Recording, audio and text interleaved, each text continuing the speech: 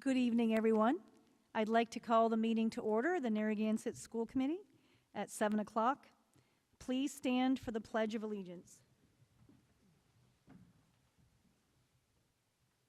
I pledge allegiance to the flag of the United States of America and to the republic for which it stands, one nation, under God, indivisible, with liberty and justice for all.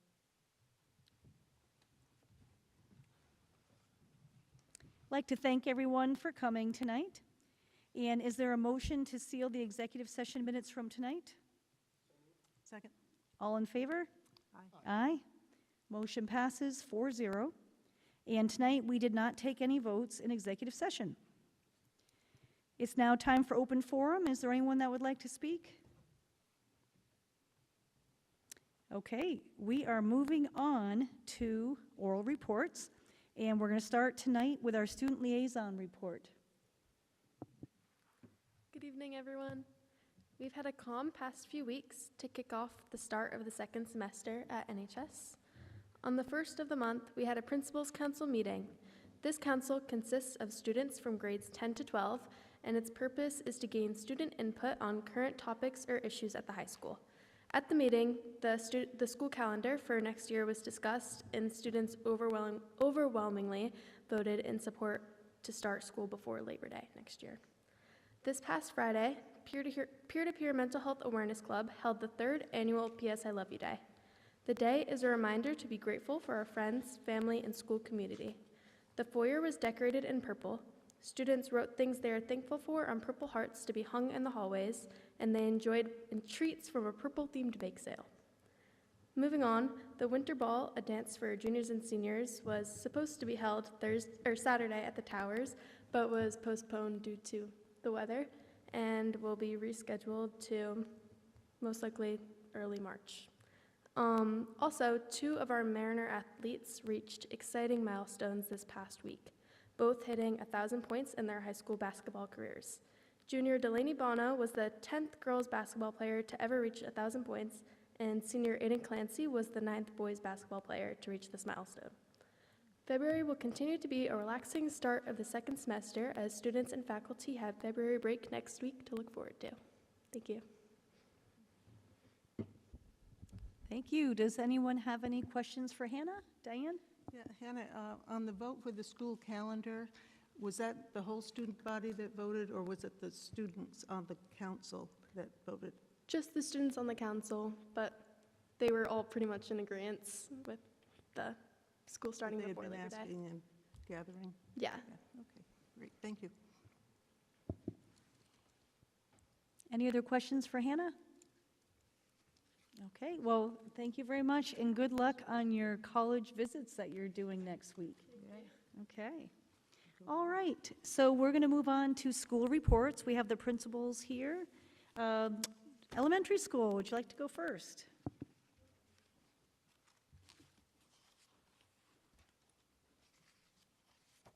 Okay.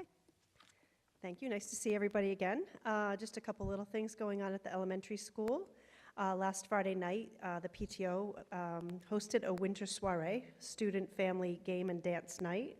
It was a fun evening for all. We had a DJ pumping out the tunes with a bunch of wild elementary school students and their parents dancing like maniacs.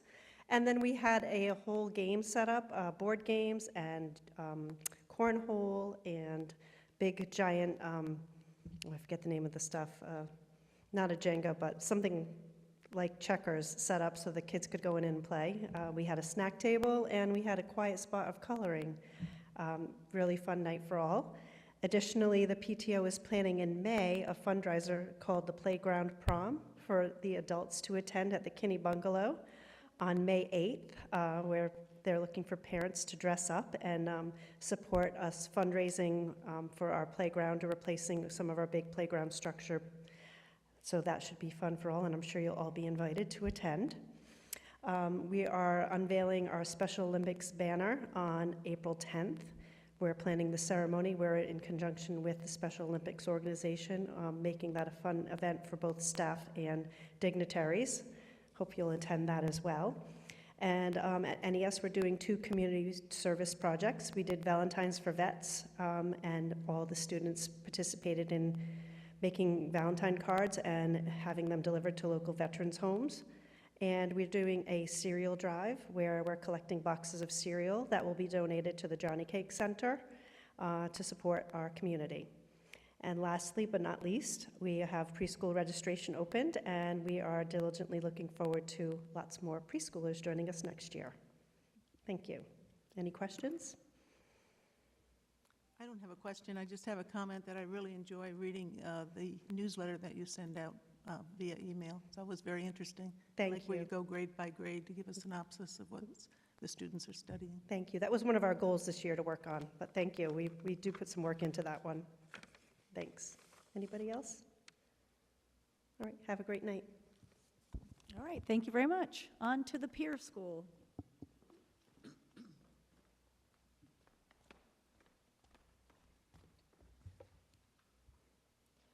Good evening, everyone. Our recent student events have had tremendous success. The 5-6 Glow Party and our grade 7-8 Winter Wonderland Dance on January 30th drew excellent attendance with students engaged and enjoying time with their peers, thanks to our PTO and staff who made these events possible. Our student council met Tuesday and created conversation hearts with words of kindness and encouragement that were posted around the school this week leading up to break. A wonderful example of student leadership promoting positive school culture. We hope to continue this momentum with a tropical trivia night on February 26th, featuring separate sessions for 5-6 and 7-8 students, and our Winter Olympic closing ceremony pep rally this Friday, combining Valentine's spirit and Olympic theme activities.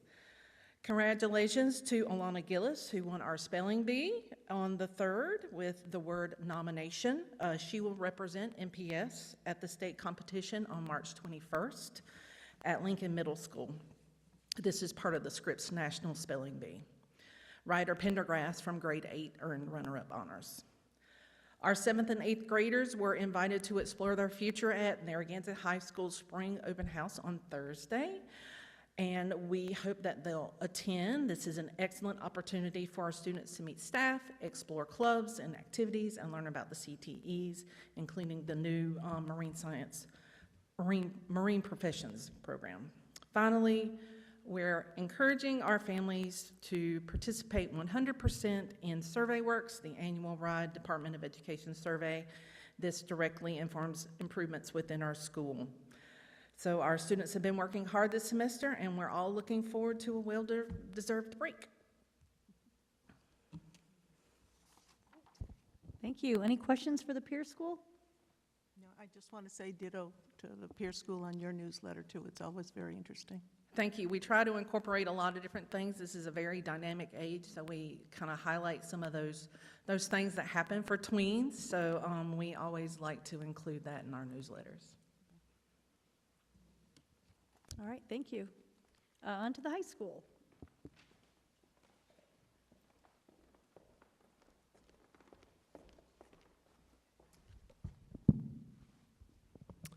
Good evening. It's good to see everybody. We've successfully completed midterms and started the second semester. I want to commend all students and staff on their focus and professionalism through that time period. Athletically, it's been an exceptional month for the Mariners. As Hannah had already mentioned, both Aiden Clancy and Delaney Bono joined the 1,000 point club. We also had Hadrian Duncan on wrestling win his 140th match, and he's looking to close in on 150 before the end of the season. Additionally, we've been named the George Nasuti School of the Year. This honor reflects dedication, sportsmanship, and the character of our student athletes and coaches. So congratulations to Matt Marr, Abby Hummel, and all of our student athletes and coaches. Additionally, we had a mini Model UN conference held in the library at the high school where we had all of the 8th graders in attendance. Our Model UN group at the high school hosted all of them. It was a meaningful opportunity to build connections and showcase some of the academic experiences held at the high school. And finally, as Emily had already mentioned, we have the spring open house tomorrow night. Eighth grade families have all been invited to meet with the administration at the high school in the auditorium before the event, and then the class of 2023 can explore the building, seeing our academic programs and our CTE opportunities. It's been a very positive and productive month, and we're looking forward to carrying that momentum into our next month. Thank you. Any questions for the high school? Yeah. The 150 wrestling wins, is that over several years? I'm sorry, I didn't hear that. Say that again? You mentioned the young man who's heading to 150 wins in wrestling. Is that over multiple years? Yes, he's a senior, so So 4 years? yes, 4 years. He Wow. committed to Brown recently too, so he'll continue wrestling there. But depending on tournaments and how far he makes in tournaments, he'll get to 150. Wow. Yeah. Good for him. That's impressive. That's a lot of matches. Holy cow. I have a question. It's not about the report, but the CTE applications are still open to apply. When's the closing date about? The closing date is March 1st. Oh, okay. Right. Any other questions for the high school? All right, well, thank you. Great, thank you. All right, on to student services, Dr. Denton.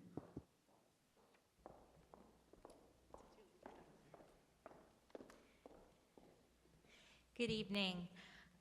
Even though it's February, we're already in the middle of transition, so I'm working closely with all of the principals to talk about staffing and schedules for next year, working with the high school on CTE interviews and attending the CTE open houses and doing family tours for Jamestown families who are interested in coming to us for 9th grade. Our snow day led to an amazing book study of the special ed department on specially designed instruction. I had kind of foreshadowed that we would have one at some point, so I'd purchased the books, and we had some great conversations around it. Our Narragansett Special Ed Action Committee is partnering with Exeter West Greenwich to offer a transition fair night, so we'll be advertising that to all of our families on March 25th. And then a real proud shout out to our high school, especially our co-teachers. We've had 2 districts asked to come observe our practices in secondary ed, and we're excited to share that with them. Do you have any questions for me? The Exeter West Greenwich, would those students be coming to our transitions program, or do they have one of their own? Oh, so the Exeter West Greenwich administrators and teachers want to come watch our teachers. Oh, okay. I And look at our misunderstood. practices for how we're challenging students at high levels. Yeah. Great, thank you. Yeah, thank you. It's great to hear about the partnerships with other districts and that we can showcase all of the great work, so thank you. Okay, we are on to school committee reports. Do any school committee members have an update to give? Okay, all right. We are moving on to the highlight of the night, which is the superintendent's report, and we will be listening to the budget presentation. So Dr. Cummings. Great, thank you, Tammy. So what I'm going to go over tonight is a high-level overview of the proposed budget, and we will have a couple of workshops coming up where we can delve into the details, but at any time tonight while I'm giving the overview, feel free to pause, ask questions, or ask for clarification on anything that might not be fully clear. So this is for our fiscal year 2027 budget. And so I want to start by, we're having a couple of tech things going on here. Okay, great. Including on my own computer. Hold on. Here we go. So I want to start with some thank yous. And so Karen, Melissa, Gail, Connor, Emily, Lisa, Julio, Steve, Lauren, and Emily all work incredibly hard on this budget. So we start actually in October, building the base for this budget, looking at our data, gathering sources of information, starting to price things out, looking at what adjustments we need to do. And so if you think about that, we're starting in October and November for a school year will start almost 12 months after that, right? So, 10 months after that. And so we really do try to do our best to be as accurate as possible. And I think they do a tremendous job of really being thoughtful about the resources that are required in order to run our excellent school system. So our schedule, as you know, tonight is our budget presentation. And then we have a few things coming up that I think it's important for the public to know that they are welcome to come to the workshops. They will also be televised, and they are held right in this room. So the first budget workshop is February 23rd, Monday, February 23rd at 6 o'clock. The second budget workshop is that same week, February 25th at 6 o'clock. We then do a capital reserve meeting with the town council, and that is just to look at the fund balance and how that's being applied. If we do need a third budget workshop, that will be on March 11th. The last few years, we have not needed that third, but if there are kind of lingering issues or things that we need to discuss, we have the time set aside. The town council public hearing on the town budget, not the school budget, is on March 16th. You all will vote, the school committee will vote on the proposed budget after our workshops and adjustments on March 18th at our regular meeting. I will then present the school budget to the town council at a public hearing on March 30th. And again, public is welcome to be at that and to give input. If there are discrepancies between the town budget and the school requested budget, there is a workshop that you all can meet with the town council scheduled for April 27th, and that will only be held if it's necessary, if there is a discrepancy. And then the town moves forward on their budget process on May 18th for their first read of the budget ordinance, and then June 1st for the adoption. So I think it's helpful to begin with just the landscape of who's in our schools. So Narragansett, we are responsible for 966 students. So 11 of those students are out of district placements. So those are students whose needs are in various ways can't be met in a traditional setting, and so they are in more specialized school settings.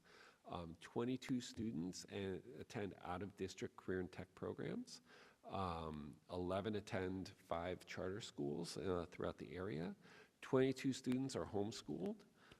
We receive 27 students from Jamestown at Narragansett High School, and we have 60 CTE students enrolled at Narragansett High School from various districts across the area. So just as a reminder, right, when we're talking about the school, so when there is a student that attends a charter school or a student that attends an out-of-district CTE program, we do send tuition out for those students, and we do receive tuition in for students, for our Jamestown students and for our CTE students that come from other districts. So I think this is also really important to provide the landscape of how we staff and what's happening within these. I'm sorry, Lauren, I got it here. Yep, I haven't been keeping up.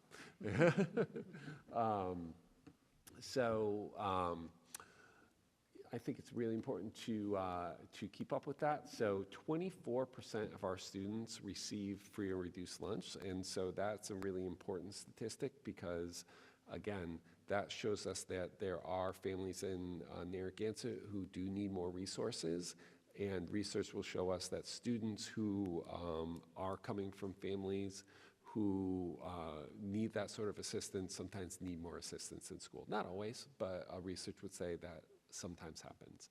So 17% of our students are students of color, less than 1% of our students are English language learners. About 17% of our students have received special education services, and around 4% receive 504 plans or accommodation plans. So again, all of these pieces are part of what we plan for in as we go through and think about what resources will we need.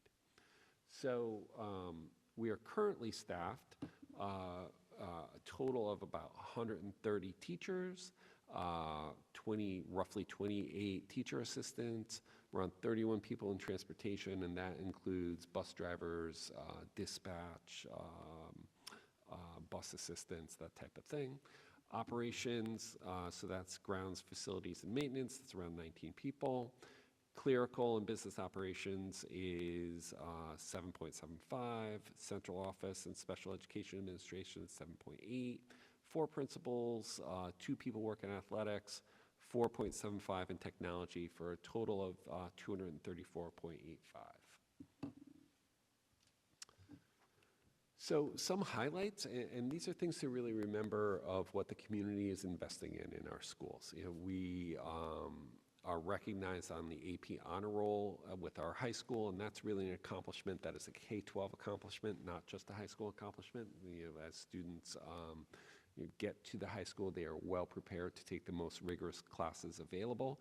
So we have been highly recognized amongst the best high schools in the country for our AP program. Last year we had the strongest scores on the SAT and AP tests in school history, so that was really something to be proud of. We have incredible enrollment in career and technical education programs, so almost all of our students at least participate in CTE programs, and many of them are concentrators. We have incredible programs in agriculture, computer science, plumbing, education, digital media, and we have new programs in sports medicine and athletic training, and marine professions will launch next year. So we're really excited about that. Our preschool continues to shine, so it's incredible. We're going through that accreditation process again this year, but they're doing incredible work, and I just want to give a shout out to Tracy McCallig. She's doing an incredible job leading that program. We have a thriving music, drama, and arts program. You know, if you haven't had a chance to go see a play or a concert, they're really incredible. You know, our students and our music staff do incredible work, and they're a joy to watch. You know, again, high levels of athletics participation, and we've had some incredible growth in math. That's been a real area of focus for the committee over the last several years, and we've really seen those scores jump in the last several years. So where are we going? Well, you know, as you all know, and we've talked about quite a bit, the secondary regulations that came in a couple of years ago, we continue to implement those. So that's through adding college and AP courses, having more electives for students. So we really want students to have the freedom to take more electives as they go through. And you know, we are continuing to adjust our course requirements as those graduation requirements come into full effect over the years. We continue to focus on school transitions, so grade 4 to 5, grades 8 to 9. Those are important years where we want to put a lot of support in for students. Our intervention programs, I think, are quite innovative. We put a lot of thought and work into those, and really push staff into the regular classroom to work with students where the learning takes place rather than pulling them out, and that's been highly effective.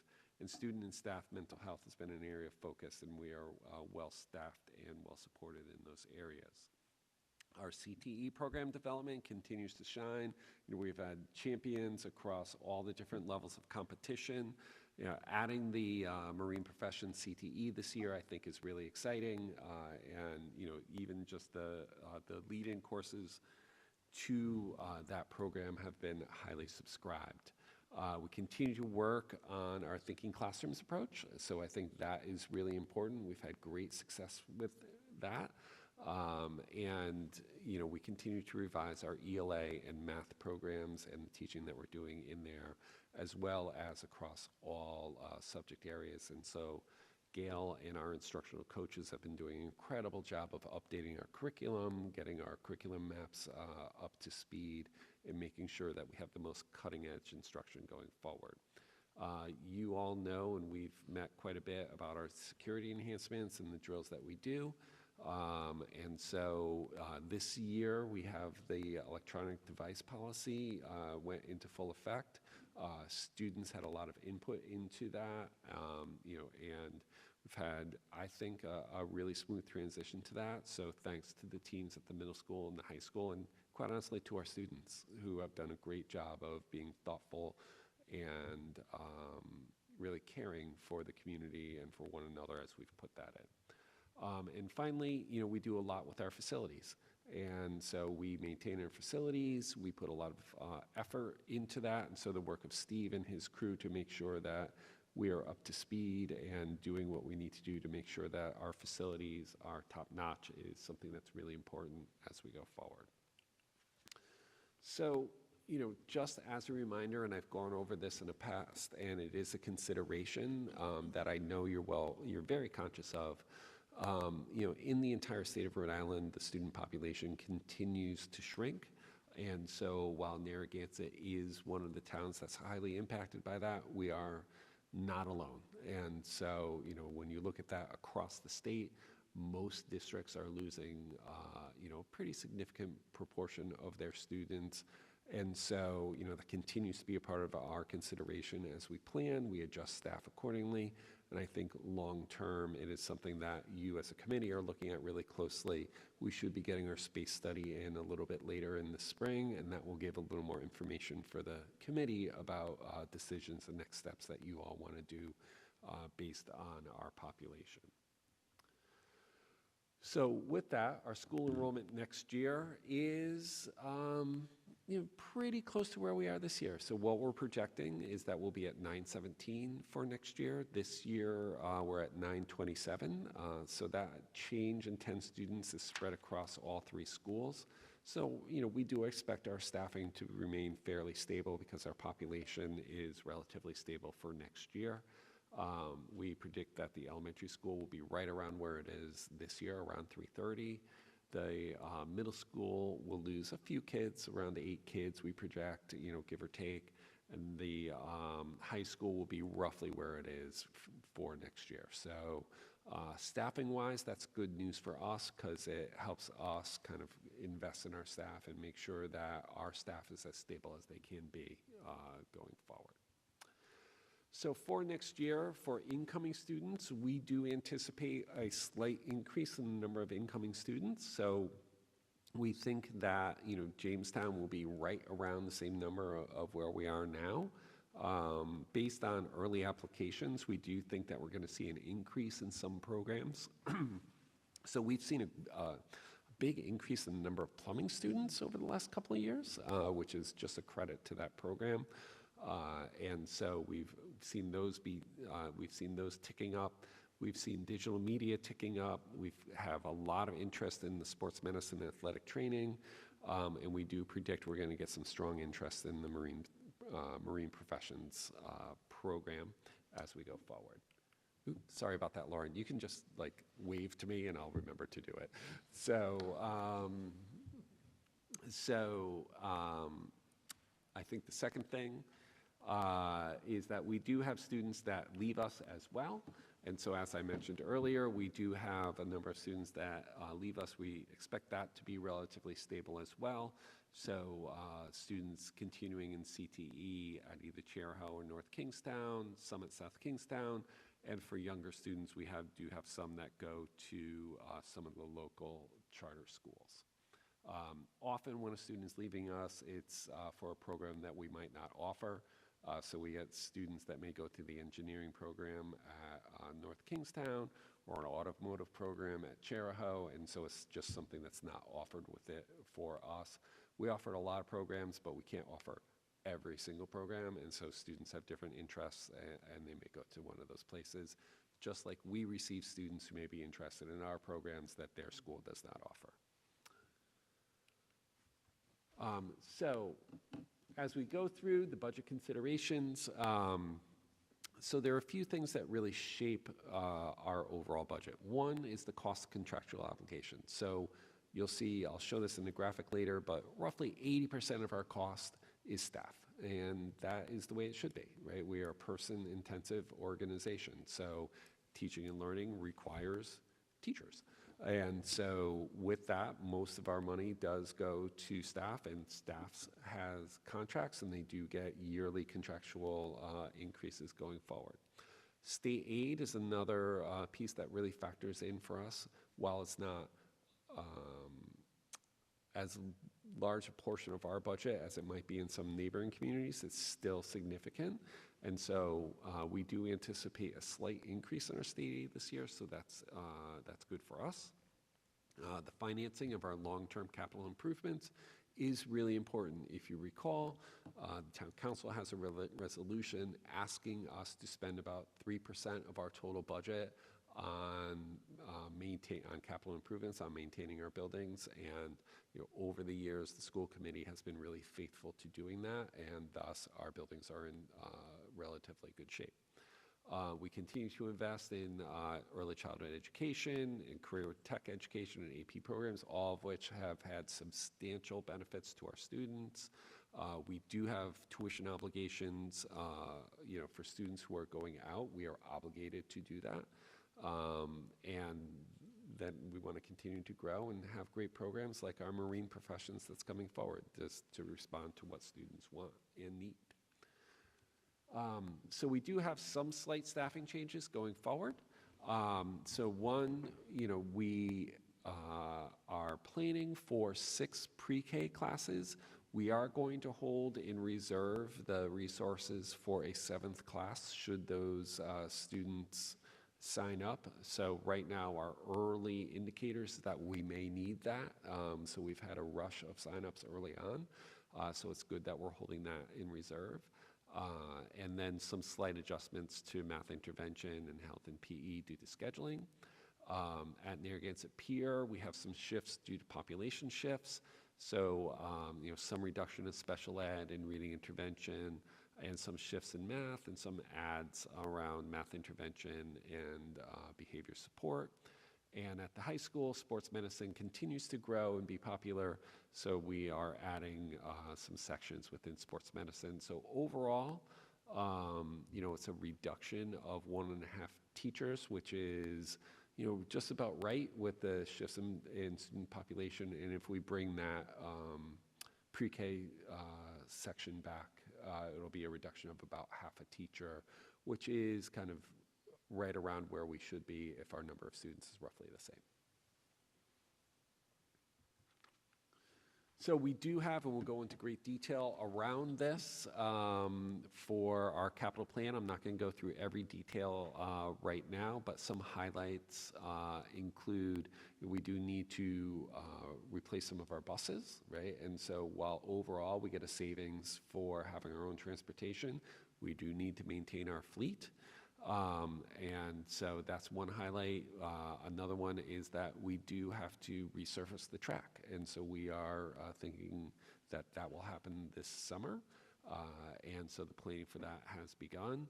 And so that's another highlight, but we will get into the nitty gritty of that as we get into the workshops. But overall, that's an investment of $1.2 million in all of the projects that help us stay ahead of having to do bigger repairs down the road. So overall, the total budget that we are proposing is $37,996,656. And so that is an increase of $898,733. So that's a 2.42% increase, which is less than the cost of our contractual obligations and also less than, I believe, the cost of inflation.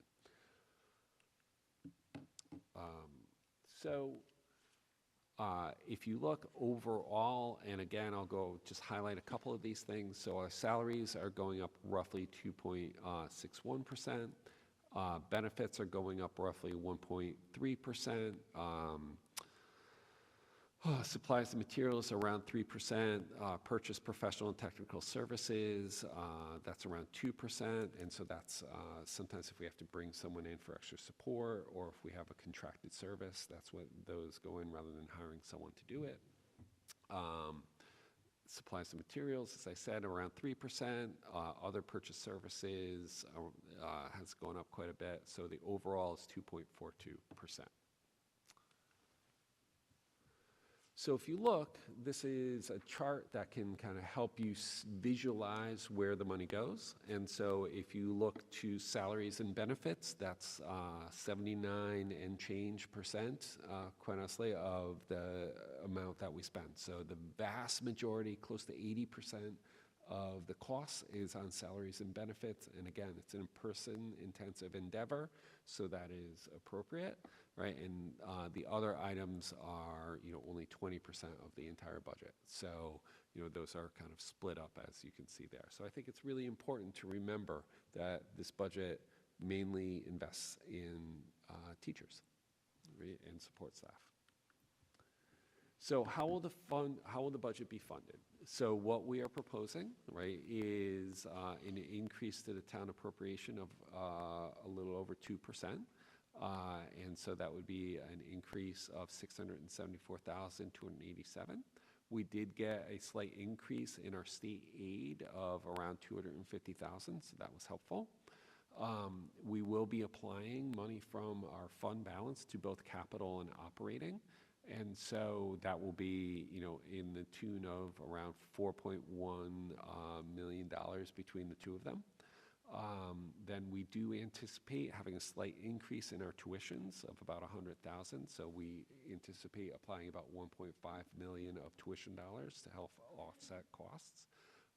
And then some revenue from Medicaid and some other revenue. So overall, we do anticipate the overall budget going up 2.4%, but the request from the town is only 2.3%. Just a question about the state aid. So these are, projections. When do you think you'll actually find out from the state, like what we actually are awarded for state aid? It should be pretty close to this. And so the reason that it went up is that the legislature, the governor's budget, under some pressure from the legislature, more fully funded reimbursement for high-cost special education. So last year, they funded that at only 50% of the formula, of what the formula called for. They put, I believe, $17 million extra into it this year. So now it's funded at roughly 60-something% of what the formula calls for. And so we did get a portion of that. We are advocating at the legislative level for them to actually fund it at what the formula calls for at 100%, because these are costs that are already expended by districts that we are looking to get reimbursed from the state, as is required by state law, but we are continually underfunded in that area, and it's needed to be made up by the town and by the school district because the legislature does not allocate the funds to that. Right? So it's a little better, but it's not where it should be. Right? So that's why it went up quite a little bit. All right, thank you.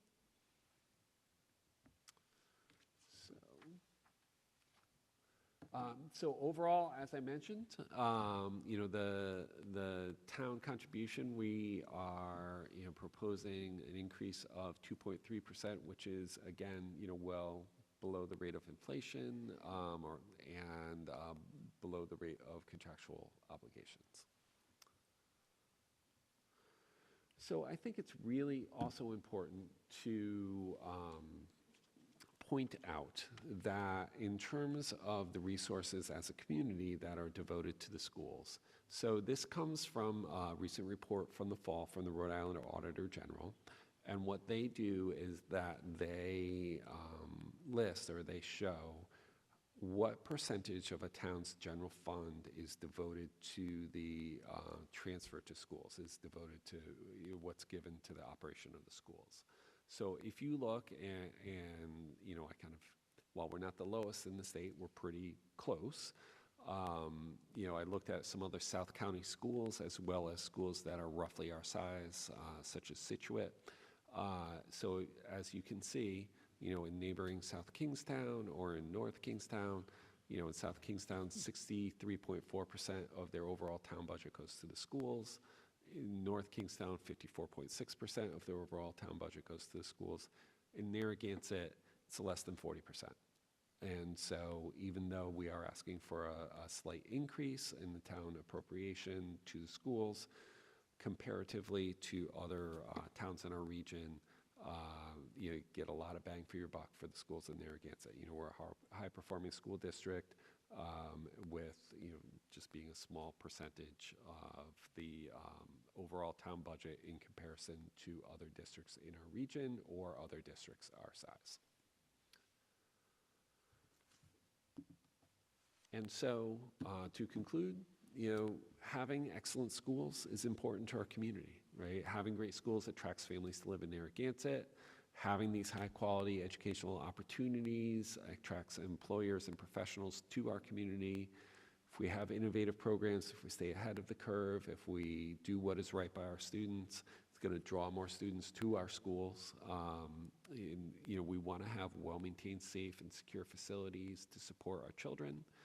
And we have incredible staff. We have incredible teachers. We have incredible administrators who do great work on a daily basis. And we have been thoughtful about making sure that we hire really great people over time and invest in their learning and invest in their expertise. And that requires resources to do that over time. And I think the school committee has been thoughtful about their allocation of resources over time. I think that shows in kind of the percentage of the town budget that goes to schools while having excellent outcomes, you know, for the investment of those resources. So I highly recommend this budget to you. I look forward to discussing it at the workshops coming forward and answering any questions that you may have about kind of big ideas or the specifics. So at this time, I'll take any questions that you might have. I have not so much a question, just a couple comments. So first of all, I think this presentation I thought was great because it was a nice balance of, you know, the goals, where are we going, you know, everything that we're working on. You know, you have to put students first, and you have to, you know, align our mission and everything we're trying to do. So I like how it was kind of presented. Minor thing, I love seeing all the pictures of the kids because it seems like a minor thing, but it really helps you focus back to, you know, when you're talking and making these very difficult decisions, when you're actually seeing the real kids. And then, you know, the captions with the kids, like, these are kids at the CTE program at URI in sports medicine. These are the kids on Girls in the Run. Like, it's just really interesting, you know, that minor thing. I like that. And I also really think that the second to last slide that you had, slide 21, where it's the bar graph with the, you know, the percentage, that's the first time I've ever seen that under 40%. Like, that's a really impressive figure to think about, you know, and obviously there's districts that are still, you know, at 60%, but, you know, to be 40% of the overall budget, that took a lot of work to get there.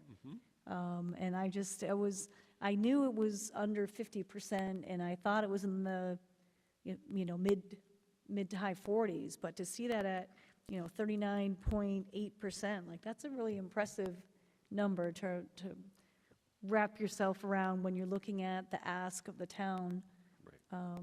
So I really like that slide, and that's a big deal. And then, so I guess my only question is, can you just refresh everybody when we do our budget workshops after February vacation? Can you just remind us the topics of, you know, the first budget workshop is schools, et cetera, and the second one, like the focus areas, if you remember, you know, No like. problem. I do remember. Okay.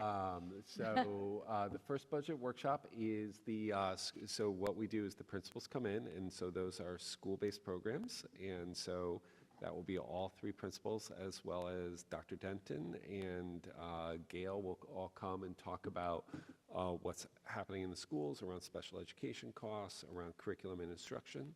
And then the second workshop, which is February 25th, is more our wraparound services. And so that's IT, that's operations, that's transportation, And so if you think about it, the first day is kind of what happens in the day-to-day of the buildings, and the second day is what makes that possible through infrastructure. Right, and I'm sure the principals know that, I'm always going to still have the same question when we sit down at the very granular level, talking about your school-based budget. I'm always curious.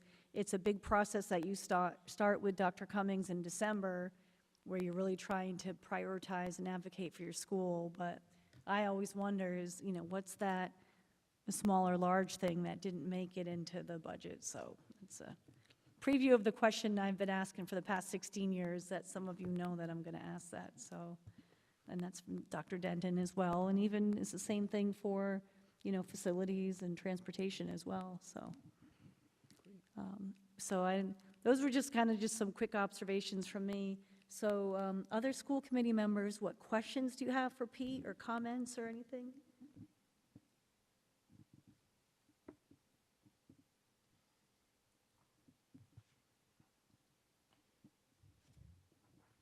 Probably have more questions when we get to the workshop Sure, days. yeah, But I do appreciate the time and effort that went into putting together this presentation. I do feel like I understand, where we're going and what we're prepared for this year.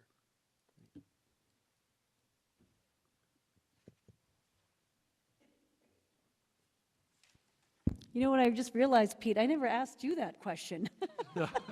So when we sit down at the budget workshops, it's really, I'm always asking the principals about, geez, we're trying to be as fiscally responsible as first and really prioritize needs. And so maybe this year we'll ask you as well, Pete, whereas Thank you for the warning. Yeah, so again, we're not taking any vote tonight. This was really just the very high-level overview. Pete explained the 2 budget workshops, and, with the timing of February vacation, that's a little bit new for us to have budget workshop number 1 on a Monday, and then 2 days later to have that second one on a Wednesday. But, we're on a pretty aggressive timeline to meet our kind of deadlines in March that align with the town council. And I would say, our next budget workshop is after vacation, February 23rd, but if you think of anything before then, that you want to make sure that Pete covers in either the budget workshops, or as you start to look a little bit more into the binder tonight, if you have any questions, please feel free to email Pete ahead of time or give him a call. Right, and we will post the budget presentation and the proposed budget on our school website if people in the public want to see it. All right. Any last call for comments or questions from the school committee for right now? Okay. Well, thank you, Pete, and Karen, and all the principals, and Dr. Denton. There was a lot of work behind the scenes that we know started back in December, so thank you. Great. Okay, so we're going to jump back into our meeting, and we are on, and Pete, did you have anything else in the superintendent's report besides the budget? No, that more than covered it, and I want to give a shout out to Lauren for the pictures, by the way. So I she thought did it a was great great. job putting those. It's all- important. It's and also in a font that people that might be watching or seeing the live stream can actually read the font of the presentation that we're showing is important, so. And All that right. one at the casino must have really stopped traffic. No, that's great. I've never seen that closing picture of the graduates under the towers there. That's an awesome Really picture. great. That's really cool. Okay, well, thank you, everyone. All right, so we're going to move on to consent agenda. Is there a motion to accept the recommendation of the superintendent to approve consent agenda items CA 1B, CA 2A, CA 2B, and CA 2C? So moved. Second? Any discussion? All those in favor? Aye. Aye. Any opposed? Motion passes 4-0. Okay, we're on to the budget report. Karen? Good evening. The expenditures for the 7 months ended January 31st, 2026 total $17,909,139. and that's 48.28% of our budget. Expenditures and encumbrances total $31,895,437, and that's 85.98% of the budget. Any questions for Karen or Pete? All right, thank you. All right, for the first one, this is going to be a little tongue twister here. Holy cow, this is for the hallway speakers. Here we go. Is there a motion to accept the recommendation of the superintendent and the director of finance administration to approve the purchase of 60 advanced network device double-sided clock speakers from CDW at a total cost of $87,300? So moved. Second. Discussion. Good evening. This is actually a continuation of Phase 2, like we discussed last summer, was the phone project. So we had our phone system installed, running since July, and that's been great. And I came to you in, I believe it was September, October, and we purchased the actual speakers with digital displays that go into the classrooms. And Steve and his department has done a great job. We have about 90% of those installed already. So this is kind of the second part of the speakers. These are hallway speakers. They'll kind of stick to the side of the wall, stick out, double-sided display for emergency notifications and speakers on both sides. So they'll replace the speakers that are currently in the ceiling. Steve went through, looked at our maps, and basically, it's one to two clocks per hallway so that they're visible and you can hear them on either end of the hallway and in the middle. So we kind of mapped that out. So the goal is to get these purchased, have them installed April, May, and then part of our summer work is programming everything for the new system. All right, any questions for Julio? All right, So the PPEM is the national cooperative? Correct. Is that like a national master price? Correct. Oh. And we've used them in the past as well for different things. And just like with everything else, this would probably be installed by our own staff. We're doing everything. So we did the entire phone system in-house. Like I said, Matt, our electrician, and Steve have mounted every single one of the clocks.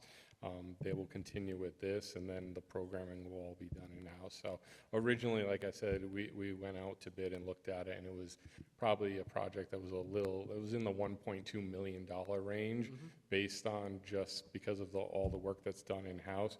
We're probably going to end up finishing in the $350,000 to $400,000 range. So it's significant savings from doing everything in-house. Perfect, thank you. any other questions before we vote? Okay, all those in favor? Aye. Aye. Any opposed? Motion passes 4-0. Thank you very much. Thank you.